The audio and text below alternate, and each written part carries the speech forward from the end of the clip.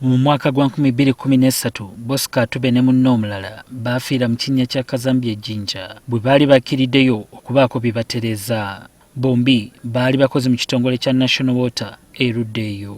This manhole is that pit, is that major sewage line supplying industrial area where the late Atube Bosco died from.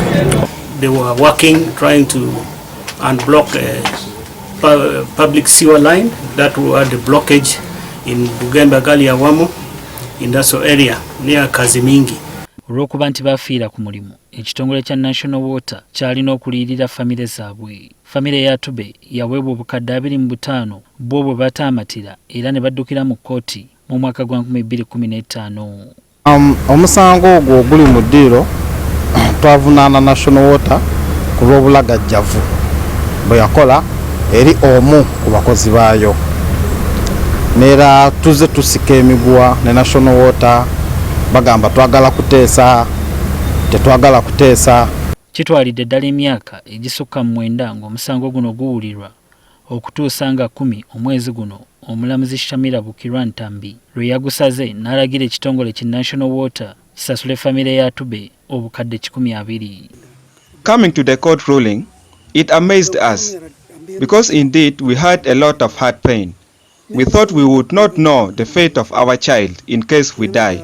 Bazadde ba Atube abawangalira mu ggombolola ya Awach eggulu bayaniriza ensala eno gye bagamba nti ekommezaawo essuubi eribadde libawedde nga balowooza nti bandituuka okufa nga tebafunye bwenkanya eri mutabani waabwe. We have been going to court for over 10 years. I had even forgotten. I didn't even think that anything would come out like this.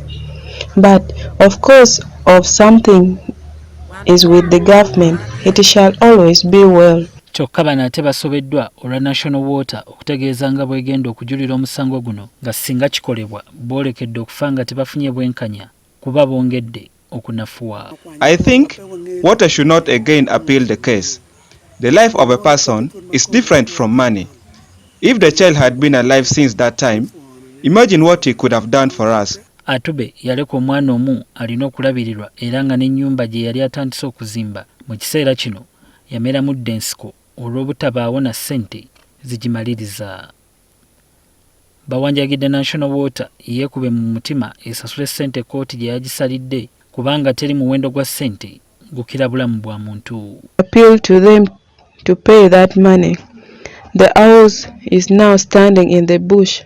Termite molds have taken over it and we are helpless. So why should Water again appeal the case? They should instead pity us. Ssente kkooti ze yaligidde bano baliyirirwe balowooza nti zijja kubayamba okumaliriza ennyumba ya mutabani waabwe mpozi n'okubaako ka bizinensi ke batandikawo okulabirira omwana gwe yabalekera.